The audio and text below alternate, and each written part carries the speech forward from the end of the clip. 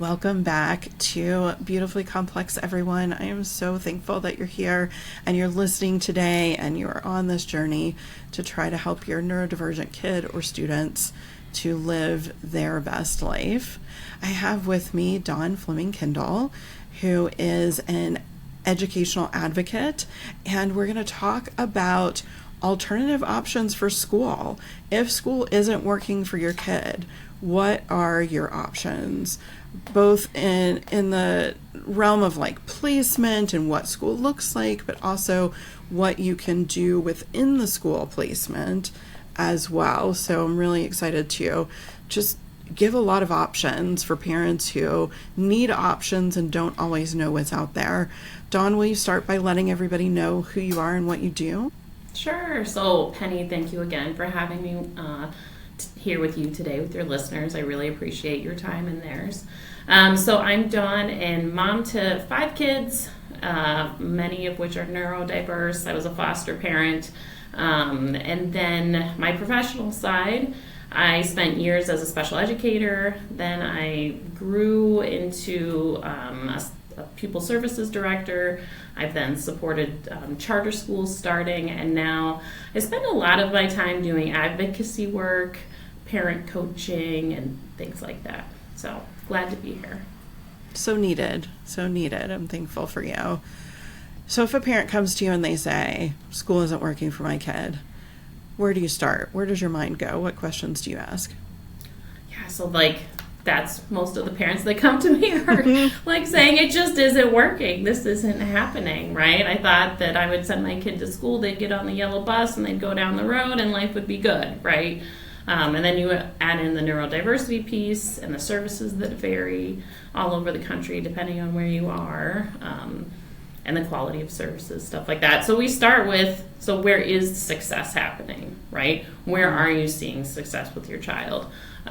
Maybe they're having success in their encore classes, right? Like they love STEM, they love science, they love those kinds of things.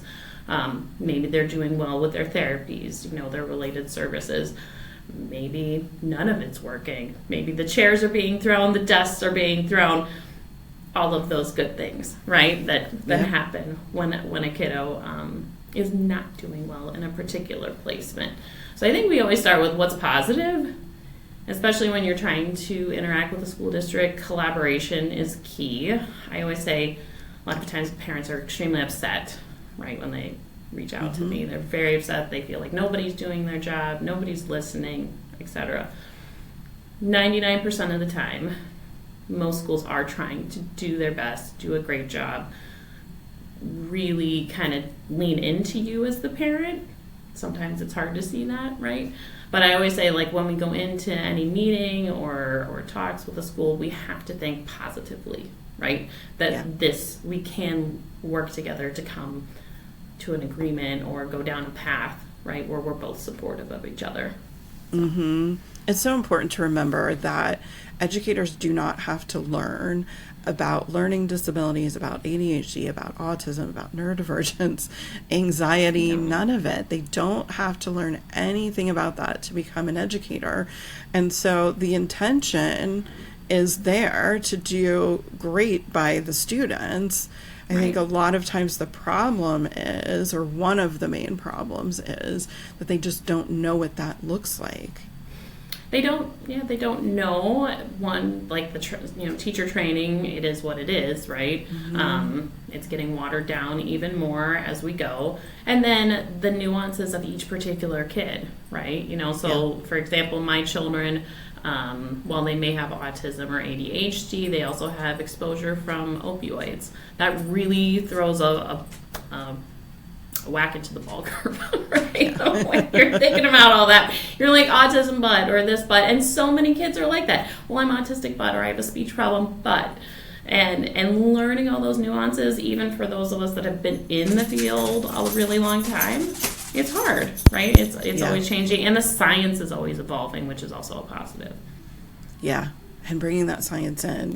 Now we're learning about the nervous system and how we need to be regulated to be available to learn and all of these things. And so we're learning a lot more, at least those of us who have to, because maybe we have that kid at home. Right. But now it's about how do we integrate that? How do we take this new stuff that we're learning and all this knowledge that we have about what neurodivergent kids need and try to make it work within a system that is much more rigid and about teaching the masses rather than teaching individuals. Yeah, and you hear, from teachers, their heart is in it, most of them. They are like, I'm working within the system that I have, the bubble that surrounds me, right? And so you have to give that grace and space to that to a point. But then I also say that a lot of the strategies we're trying to bring to the table or that we're trying to help implement, they help not just our kiddo, but they help all kiddos. I always say these strategies help the smartest, best kid learn even faster. So why not use it to everyone's advantage, not just the child with neurodiversity, right? Because again, when you're talking about like strategies, a lot of it is brain-based, a lot of it is science-based.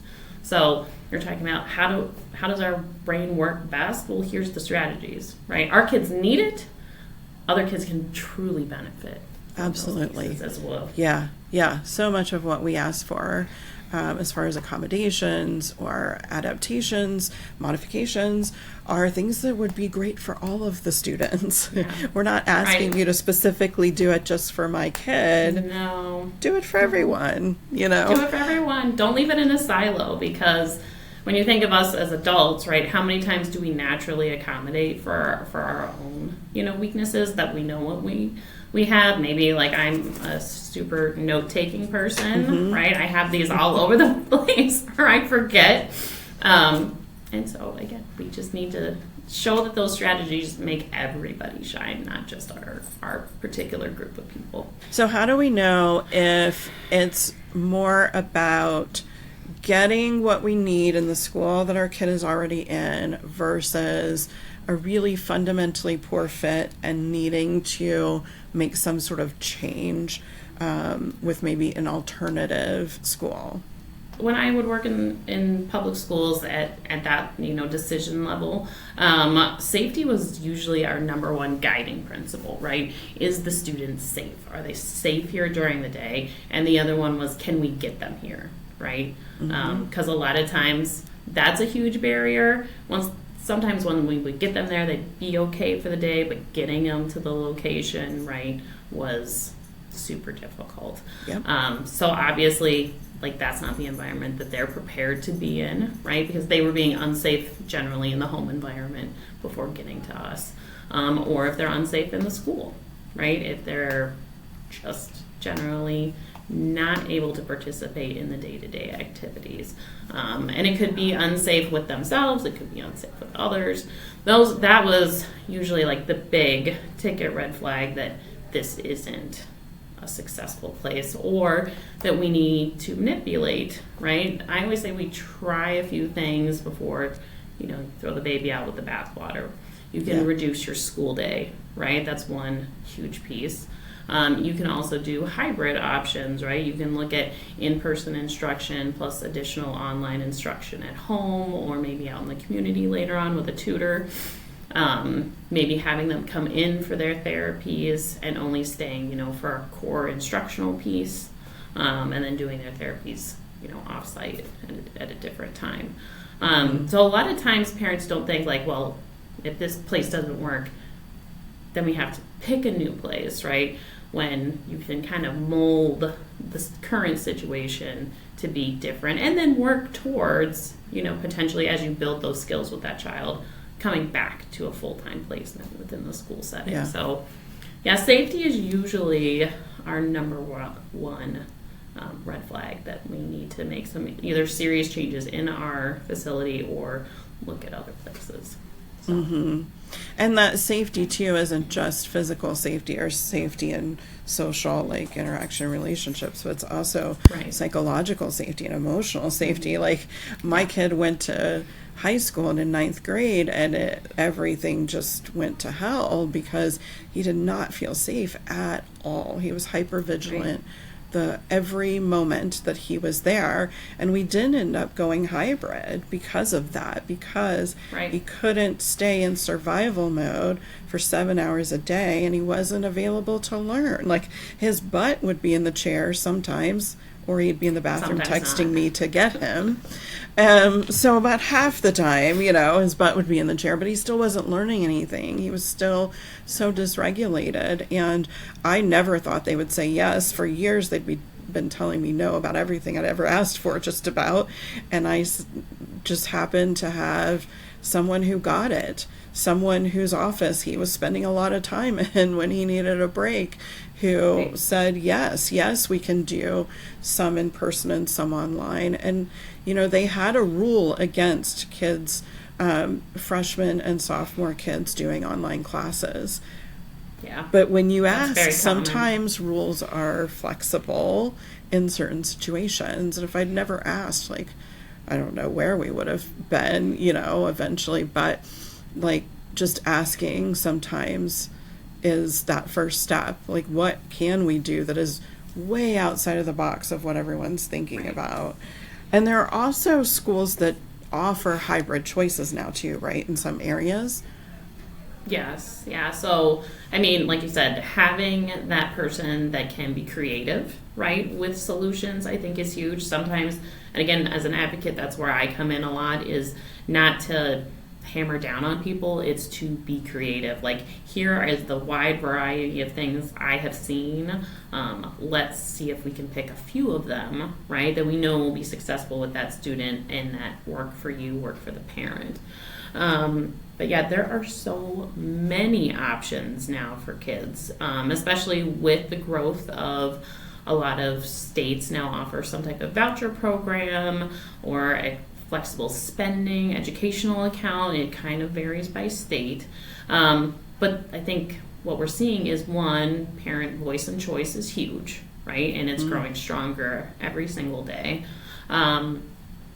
Hybrid is one of the options. That's a great option. There's online options. There's even online with a teacher that might be in person still in that school building, right? Like you said, and particularly with your son, if he connected with a particular staff member. I know I had hired teachers that would then work with kids in the evening virtually. They had that strong connection and were able to continue, right, fostering that kind of positive academic journey with that child, right? Yeah.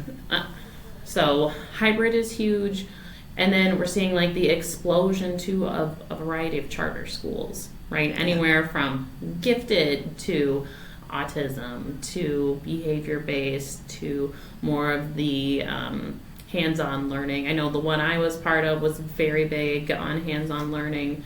One of the ones I follow that I love is Alpha School. Have you seen that one down in Texas? That one's amazing. They are doing some great work. They do 2 hours of academics, and then the rest of the day is hands-on learning. Amazing. Yeah. Which is really a great model, right, for a lot of schools to even try and follow. So, yeah. So many of our kids do so much better with movement, and hands-on learning requires getting up and moving around and doing things, right? And so, yeah, there's so many options, I think. And what else is there that maybe parents aren't thinking about, that they don't know it exists? Is there anything else that you might offer as an alternative? Yeah.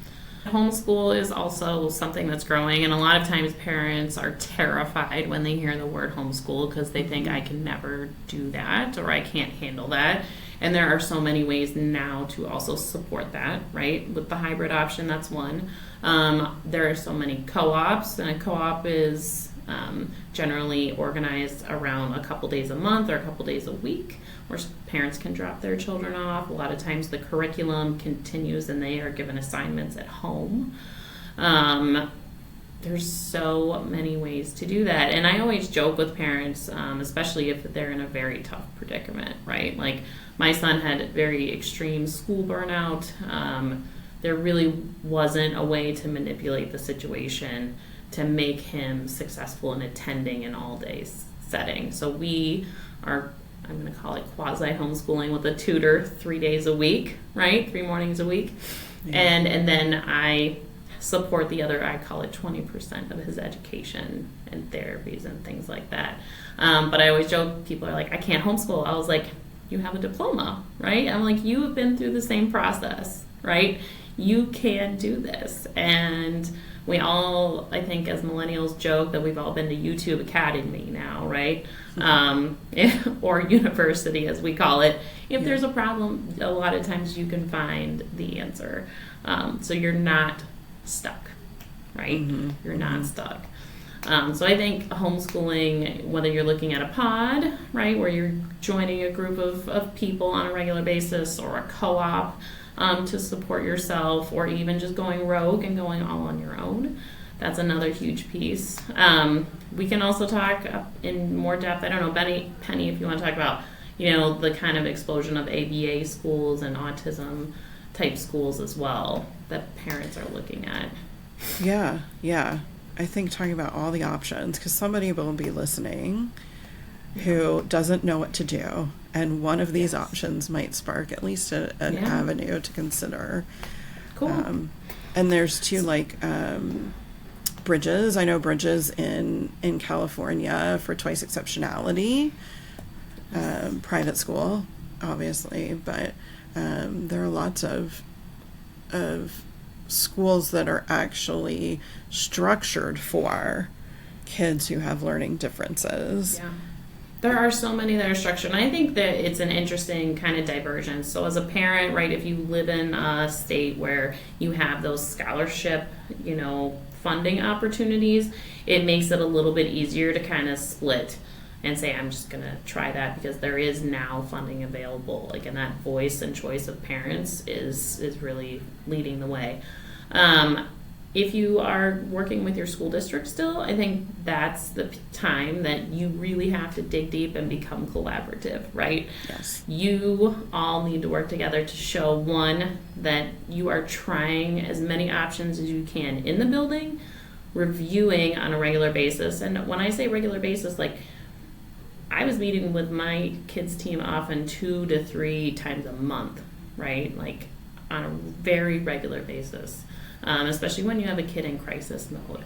I always say, like, there can't be enough times where you're meeting because they flip a table one day, they go after a staff another day, they're shut down, etc. You can't get them to school that day. I also feel at that point, while they're diligently taking data on your child, I also feel it's the parents' kind of responsibility. I would say take data on your district, right? Because they're coming to the table flooding you with numbers, right? You leave thinking that you need to almost be a math statistician sometimes, right? Yeah. It can be very, especially when you add in that emotional piece, it's so hard. It's so hard as a parent to sit there to rationally talk about, well, 4 out of 5 times he flipped the table or she flipped the table, right? And when you hear that, your heart breaks, right? That your child is, triggered to that level of kind of fight or flight, right? But then taking data on your district, saying, are they following through with, say, we're going to try a hybrid strategy. How fast did it get into place? Was it consistently offered? And then how long was your student, your child engaged in the session? The teacher could say, well, they were there for an hour, that's great, but if in an hour they did maybe one problem because your child was not participating, or it took maybe you on the back end becoming a Cirque du Soleil, orchestrator Yep. in order to keep them on that session. I think that those are all important pieces that we have to keep track of. It's exhausting too because you're also in the middle of this crisis with your child, and Yeah. you're like, how am I supposed to keep track of all this? But I also find it to be almost grounding, right? Like, I would call it my journaling, right, at the end of the day. This is what has happened. This is what I put forth as their parent. These are the strategies I tried. This is the success I had.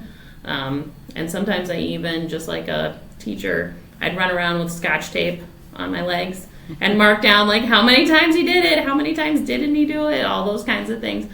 So at the end of the day, I would just look and say, okay, objectively. And what was great is when something was working, you're like, okay, this is working. Yeah. This is helping. Because a lot of times you're so engrossed in the day-to-day, right? You get kind of drowned a little bit in the kind of emotional support that you're trying to provide to your child, and trying to not drain your soul at the same time. But really, really working on finding those positive moments, right, to highlight for yourself as well. So say the district is providing these pieces, it's working, it's great. It isn't, I've tried standing on my head 10 times, it still isn't affected. They tried standing on their head 10 times, right? Like, I mean, we'll do sight words in any way, shape, or form we can, but getting it done in a good way. Yeah. So. As you were talking about, like, working with the school, it reminded me, and I think this would be so valuable for parents to hear what this process is like, that sometimes the school district actually needs to pay for an alternative placement. They do, yeah. And what is that process like? How do parents even start down that path?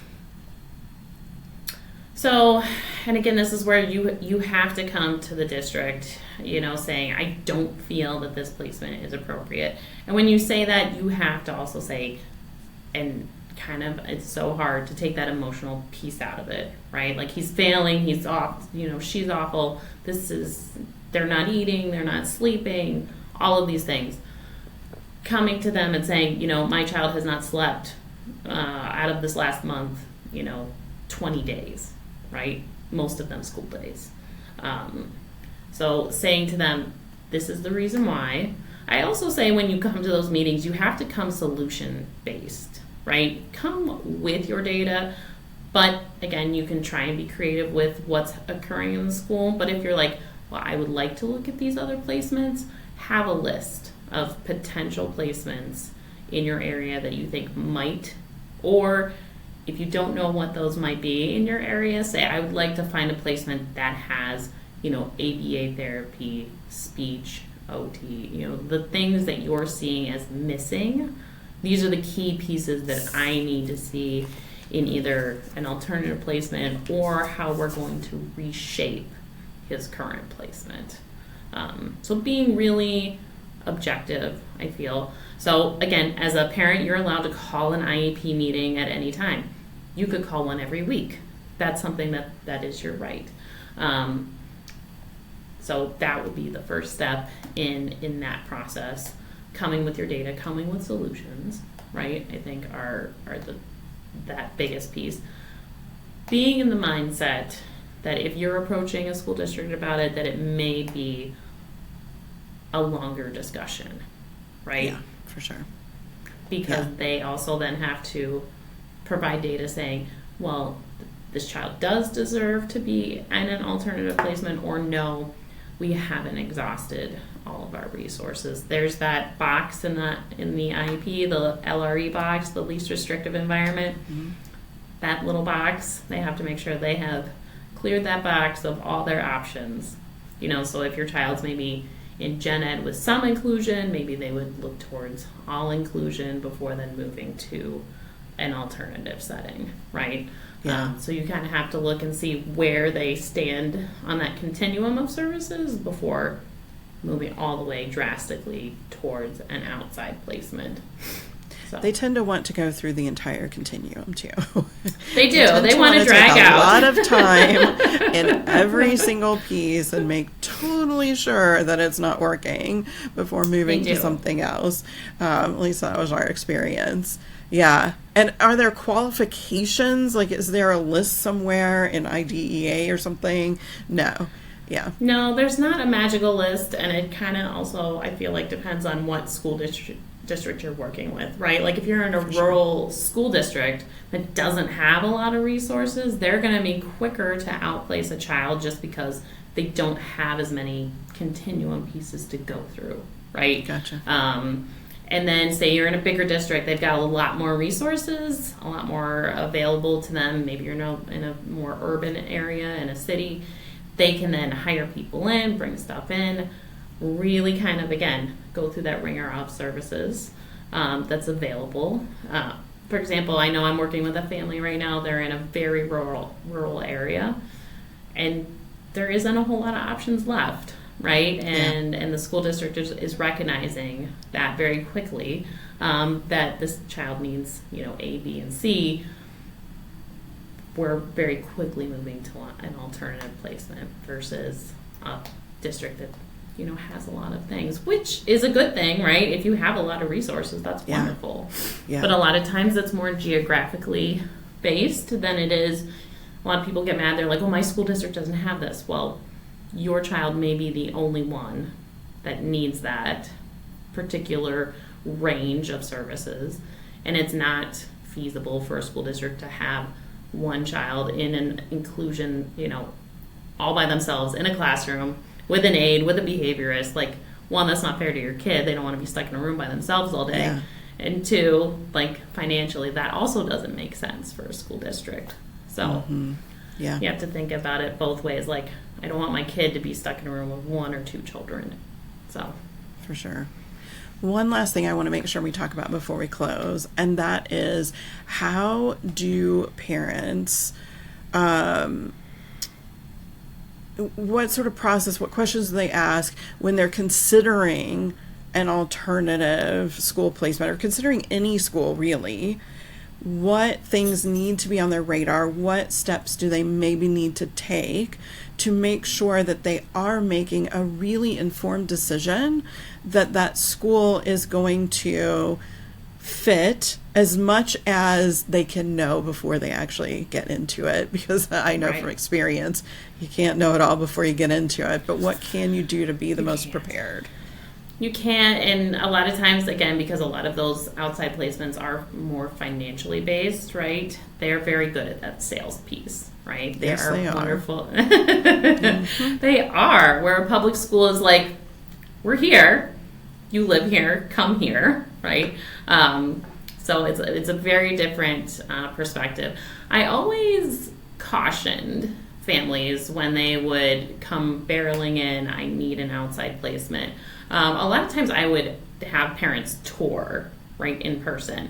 I want you to get in there and see what it's like. Yeah. Again, when the majority of outplacements, the biggest concern is safety, then you're in a classroom with all children that have had a large concern for some level of safety, right? And I always while there are so many positive to some outside placements, and again, I placed my child in 2 outside placements at this point, you have to weigh those balances, right? Because your child may be exposed to some behaviors that they have not seen or done or thought of, but now they can, right? Because you see it every day. But is that worth it for the therapies, the different environment, the different levels of support, right, for your child? So I am a huge advocate of walk through any particular placement that you are considering. You want to see it in the day, in action with students. Yes. Right? For sure. Just doing a little webinar, they're going to tell you, well, we have staff for behaviors, or we remove this child, or we have a huge reinforcement system. Well, sometimes that reinforcement system looks like a small basket of items in a particular room, and they made it sound like this great, like, Walmart, right, of reinforcements. Yeah. And you're like, That's not what I thought it was. Yeah. So I always say, like, make sure that, one, the therapists are what you want. I always ask about turnover, too. To me, this particular group of kiddos struggles so much, right, with staff consistency. Yeah. Every place experiences turnover, but what is your turnover like, right? And I mean, I get it. As America, we are experiencing a ton of turnover everywhere. It's a huge problem. But what is your particular facility like? If the teacher I meet today is still going to potentially be the teacher that my child will have when we have our goodbye party in May. Are you able to retain staff on a long-term basis? The therapies, are they there?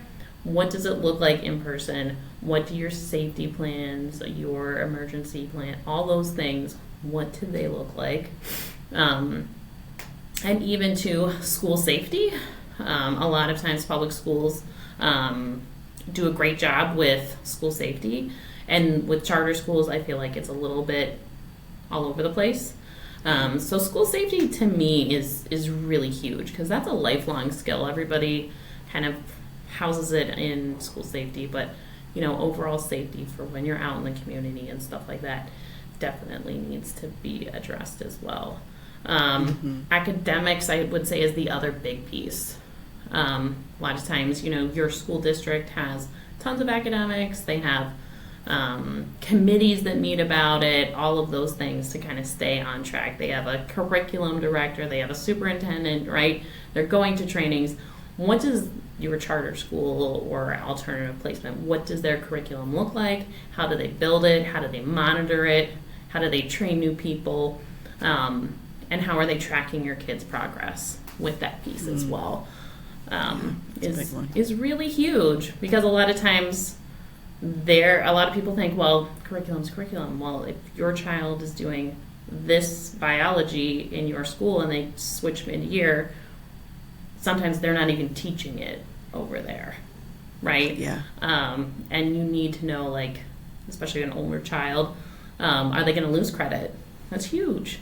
That is a huge piece. That's a huge piece. And your kids' feelings about it, too, I think are always important, especially when we're talking about teens.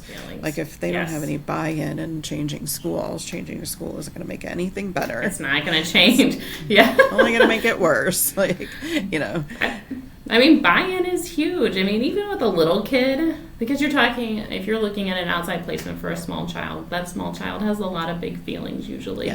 Yeah. And their buy-in is huge. So you walking through, making sure you're comfortable with it is one. You walking through with your child, because I get that at the end of the day, we're all advocating for better situations for your child, academically, physically, emotionally. But switching schools is sometimes really hard, right? Like maybe they usually have a friend or a teacher or somebody that's connecting with them, right? It's usually not like they're all out to get them.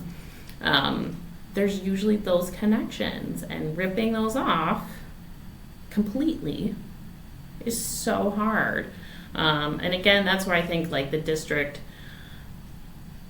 making that transition plan is really, huge. I would, if I had kids who I knew were maybe going out for 6 months to a year, those particular staff, I would give them, PD days where they could go back out into the community, see those kids, connect with them, talk to them, so they wouldn't feel like they had been shipped off the island. Abandoned.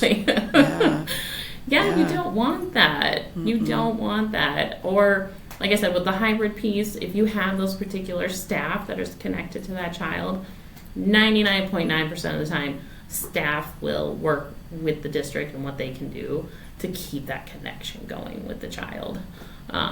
Because they're there, again, most teachers are there for the kids. They really are. For sure. So.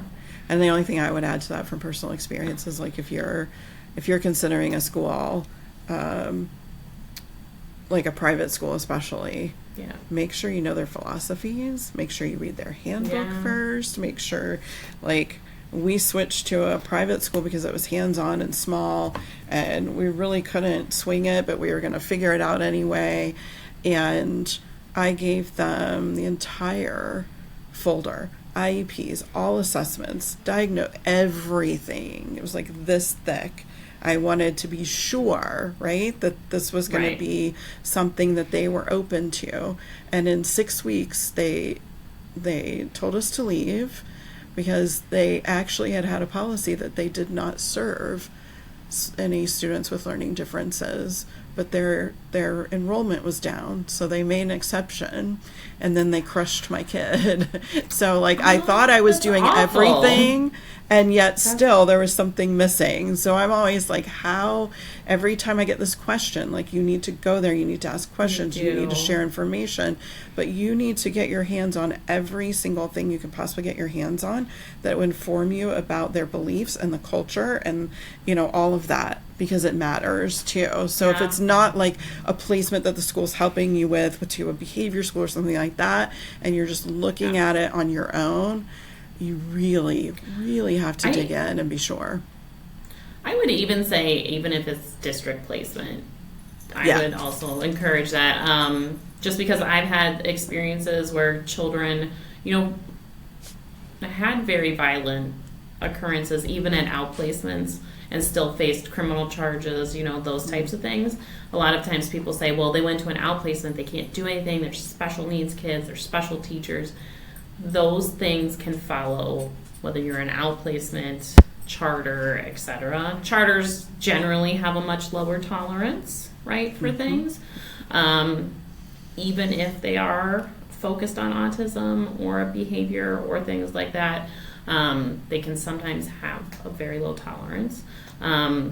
Understanding what their tolerance is huge, but also if it's district placement, being prepared, right? Like say, well, my child is attacking people on a regular basis. What do you do, right? Do you call me? Do you send them home? Do you reflect? Do they stay here no matter what? Those types of things. When do you bring in, you know, any type of police involvement, stuff like that? Because it does, and everybody's like, well, my child has autism. They're not going to get arrested. They're not going to this. And it happens. It still happens. It still happens, and it's so hard. It's not hard. okay. Yeah. Well, Dawn, we could talk about this for many more days, I'm sure. Not even hours, but days and days. There's so much to think about, you know, and there's so much struggle with our population, our kids, and school. So maybe we'll have a part 2 again in the future soon to share some more of this, but I really appreciate it. Tell everybody where they can go online to find you and your advocacy work, and maybe connect with you and learn more about working with you.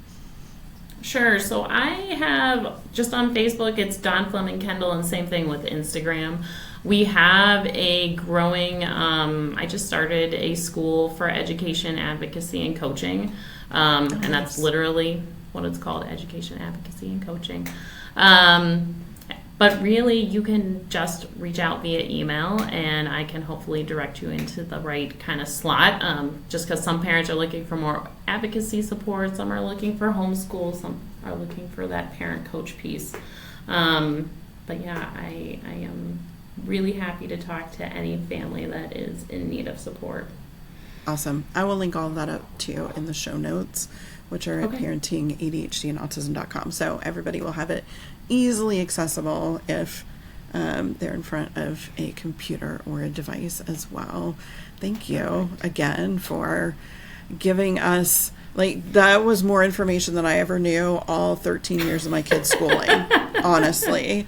Like, you know, we just, it's not shared. It's not readily available. And so I know that this is really going to change some things for a lot of families who are listening, and that's why we do what we do. So I'm so thankful for you. And it's so hard. I know a lot of families come into a meeting and they're, you know, people are like, well, don't you know what you want? And I'm like, but this person has a master's degree. I have 3 master's degrees, and like, I'm still learning. And most of us, you know, I always compare it to like my husband, who's like such a dad, right? He's like a normal dad, right? And he comes into meetings like, I have no idea what is going on. I just let her talk. But there's so many families that, and it's not that they don't love their child or want the best. They just don't know. They just don't know. Entire degrees dedicated to this. And like you said, we could go on for days and hours about different types of ways to educate your child. So yeah. Well, thank you for being here and giving us a snapshot. And I encourage everybody to connect with you so that if they need more, they can get more as well. And I will see everybody next time. Take good care. All right. Thank you.